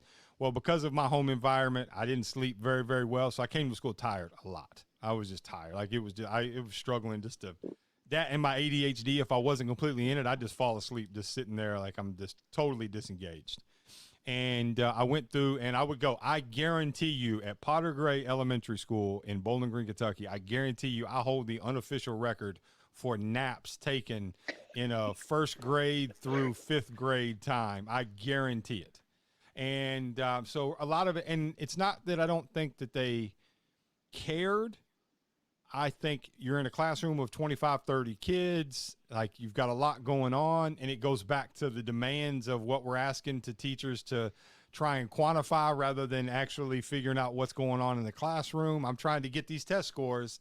Well, those test scores are great, but if you got kids who are, going through depression because of their society environment and you're not addressing that, then we're losing, right? We're not winning. So I think it's ask questions. I think it's not being, and I can tell you this from a leader's standpoint, and even having a company, many people are scared to sit down. And if you and I were friends, and it wasn't Doctor and it was Adam, hey, Adam, we're friends, we're walking, and I'm talking to you, and I can tell there's just something off. Most people won't sit down and say, Adam, man, I want to talk to you for a minute. Like, I can tell something's not right. It sounds like you and your wife are having more issues than normal. Just talk to me. Tell me what's going on. No, now tell me really what's going on. Tell me why you're feeling this way. Because what happens is if we do that, there's a chance we might actually get an answer, and that scares most people. That terrified, because now what am I going to do?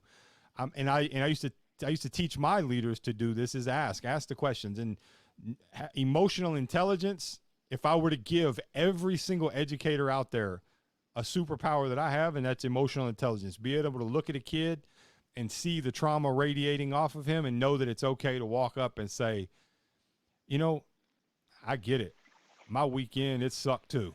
And, it's been a little rough, and I just want to tell you about my weekend, because I think we're on the same page. And if you don't mind, I'd like to share with you mine, and just share that. Because what that kid's probably going to do is like, oh, well, man, I thought you just lived this fairy tale life. Yeah, mine was kind of bad too. I went through this and this happened.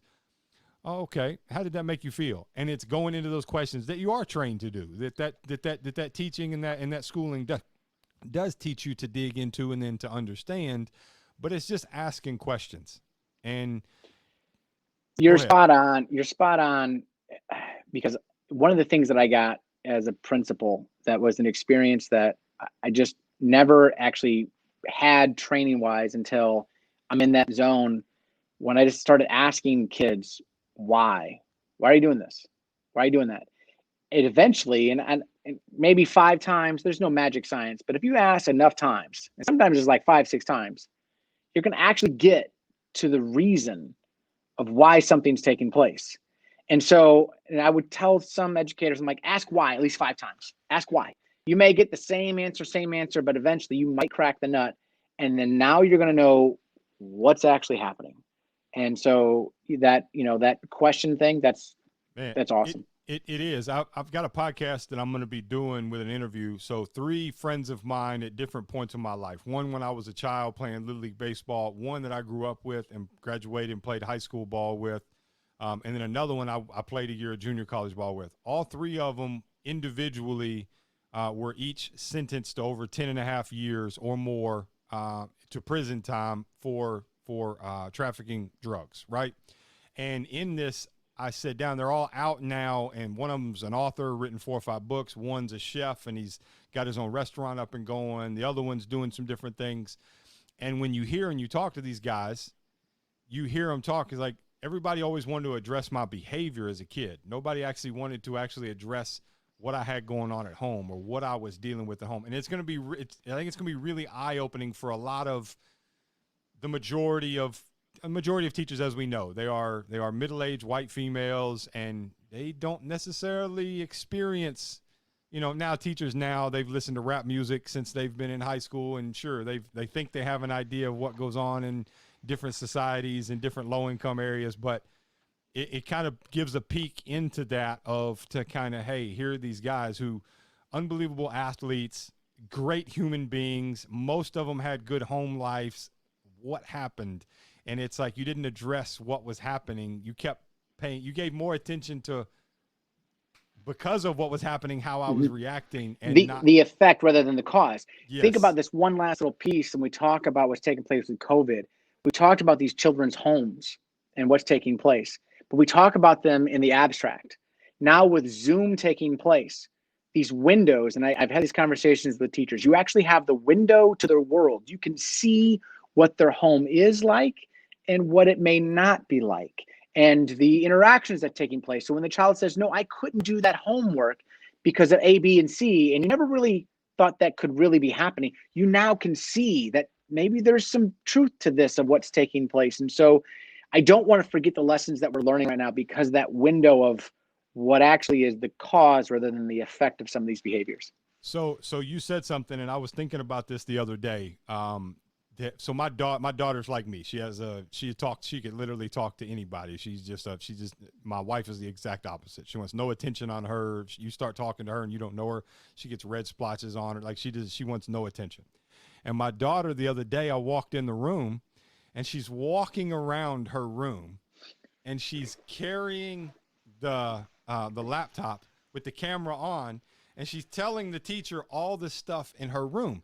And in it me hit, and I said, they're probably not thinking about it as from an educator standpoint, because it's so many things going on. You're trying to make sure these kids show up. You're trying to make sure your reports are in. You're trying to make sure that you log in, you log out. You're trying to make sure your audio's not on when you're off. You're trying to make all these little things that you never had to think about.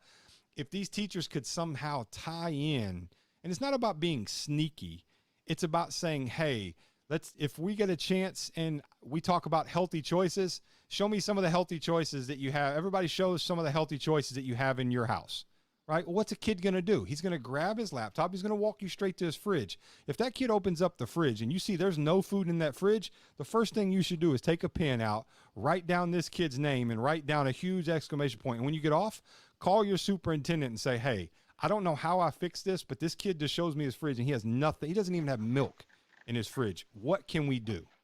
Because I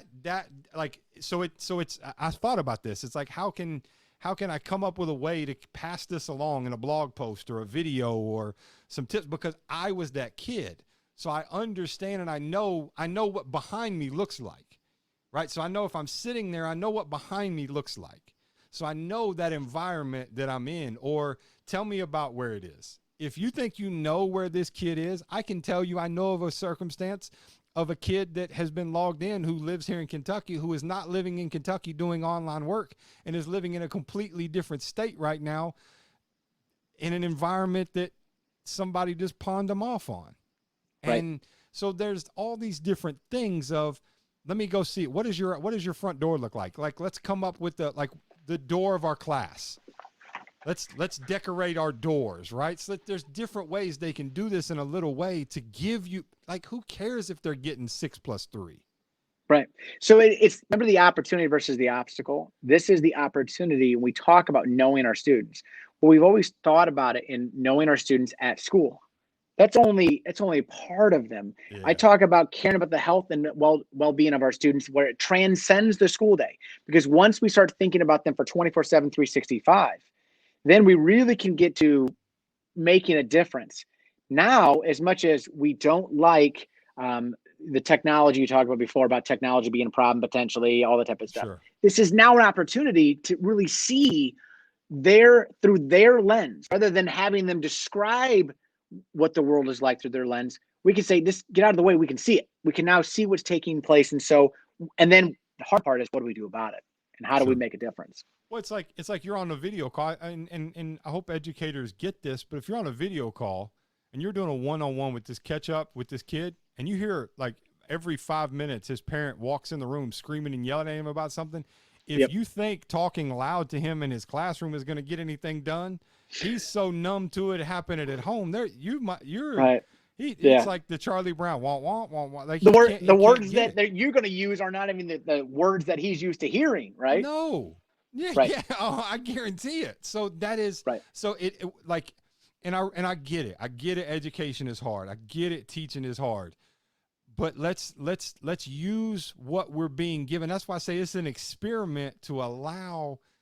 That's one of the reasons so what we're talking about is, we didn't dive into it, but that's one of the reasons why I think there's going to be a hybrid model in some of these districts to exist, because I have no idea what's going on at your home, and counselors now are going to be able to take some time and check in once a week for 20 minutes. And let's just talk to you while you're at home on your Wednesday, where you're doing catch-up work and you're doing your thing, and we get to understand your environment. We may never go back. Yes. We may never go back. So we've talked about when we have students now that can learn at home. We've had to have conversations where a child's called in sick, and yet they logged in later at home on a remote day situation. Well, wait a second. I thought they were sick. Why are they doing that? Whoa, put the brakes on this conversation. So we don't want them to learn. Like, I don't want to get into the conversation and why this might have Yeah. happened, It's right? different if you There's a don't whole bunch feel of, good. Yeah. yeah, but if we've trained ourselves now to looking at these opportunities that we've created, I don't want to go quickly back into that structure that we've always been doing, because we know it's not been perfect. So it's really nice now that we at least can have these conversations of what is that child's world like, and how might we be able to reach them just like this? Because you and you're in Kentucky right now. Sure. I got Yes. to peek into your home right now. I got to peek Yeah. into you right now. I didn't have to move. If I was the teacher and you were the student, or vice versa, we'd be able to connect just this quick. And it doesn't have to be 8 to 4. It doesn't have to be Monday to Friday. It doesn't have to be September through May. There's a lot of different conversations that we could go, but I'm not sure you got enough time for that. Well, I think you and I need to do this again. Like, this is this has been really, really good, and I massively appreciate your time. I want to be respectful of your time as well. I genuinely mean this when I say, I no doubt, from a standpoint, being a dad, being a parent, being somebody who travels the world and knows education, knowing you as a leader, from what I've been able to gather in a short period of time, I'd be more than thrilled for my kids, and the unique aspect, I guess my wife's also a teacher. If we lived in your district and the same home life I have, my kids, my wife teaching, those things, I'd be thrilled for her to be, under your watch, and be guided by that. It is massively refreshing to hear from you what I'm hearing, and it just reinforces, and it makes me excited. It gives me, hey, I'm doing what I'm doing for the right reasons, and I'm making this whole career shift as well for the right reasons as well. So last question: what grade does your wife teach? she teaches middle school, so it's 7th and 8th. So here in Seventh Kentucky, and eighth. well, 6th, 7th, and 8th. I guess it's 6th, 7th, and 8th, but she teaches I'm probably going to get this wrong, but I'm pretty sure she teaches EBD and LBD kids. Oh, nice, Yeah, perfect. yeah. So So I'll go every now and then and what's sit nice is down with that a kid. you get a chance to see that world from her lens. And so my wife, which I didn't mention, is a teacher as well. So I think it grounds us constantly, because we can see it on a real world perspective, what's taking place every day. So, Well, even for her. So I'm from the day we've started dating, I've been very open about my past and my journey through life and these different things and my trauma and those things.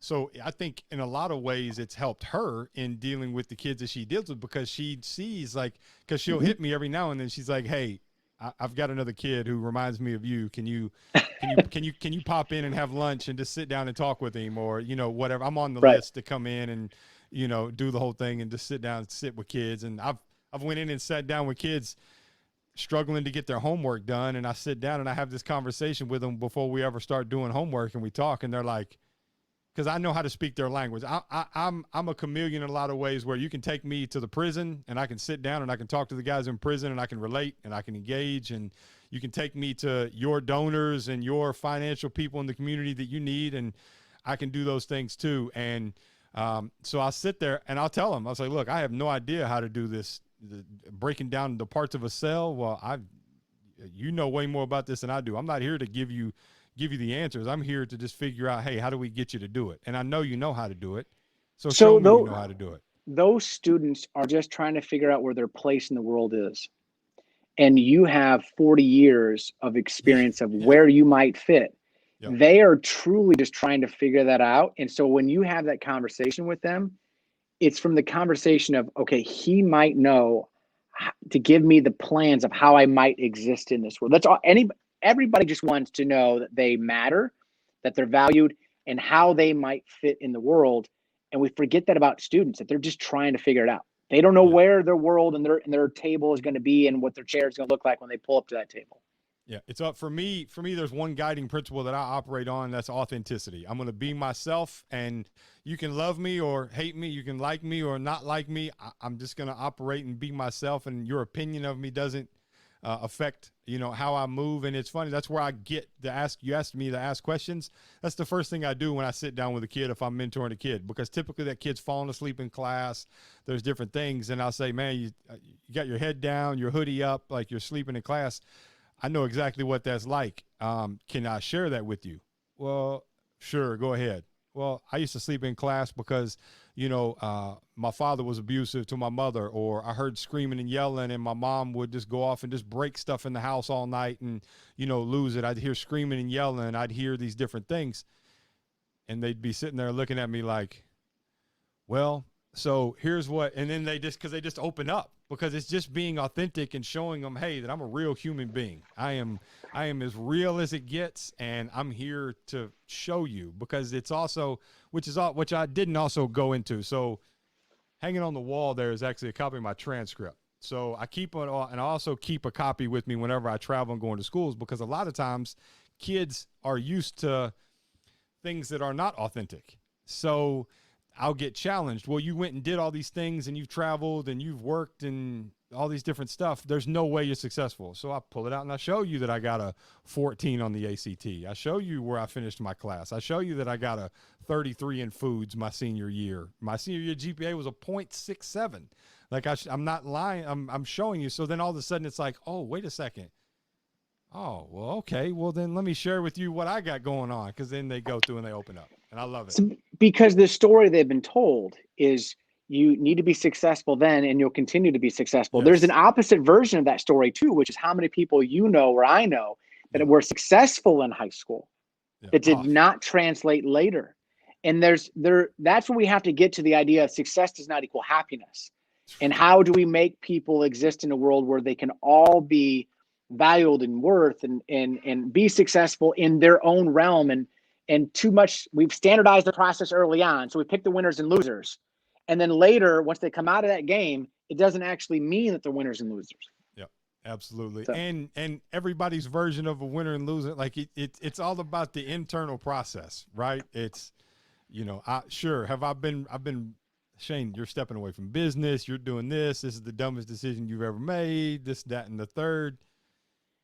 Man, it's about peace of mind and the joy I get. And I'll be honest, I get a high. I get a high off of going and speaking to a group of people. I'm sure you know this, of when you see that impact and you see when you shake your head and their heads go, when you say what, and it just clicks, it makes the hair on your arm stand up. And it's just, it truly is it's an exchange of energy where you allow someone to get a piece of what you've learned and pass it along. And it's, for me, it's the best I can do that is way more valuable than a book that I can teach out of or a curriculum I can go. That's for me. Right. That's not for everybody, but that is for me. I agree. Doctor, I appreciate it. I appreciate your time. Let's stay in touch for sure. I'm going to pass you my details as well. And I'd love to have you back on either by yourself or with a group collaboration with some other educators around the world, because I think it would be really interesting to engage in this global conversation around some of this leadership stuff. Sounds great. Anytime, man. Awesome. Thank you so much. And I'm going to send you my cell phone number. The next time you try this pizza from around the corner, I want to see. I will. Text me a picture of it. I want to see what it looks like. Oh, I will. All right. Have a great one. All right. See you, buddy. Bye-bye. Cheers.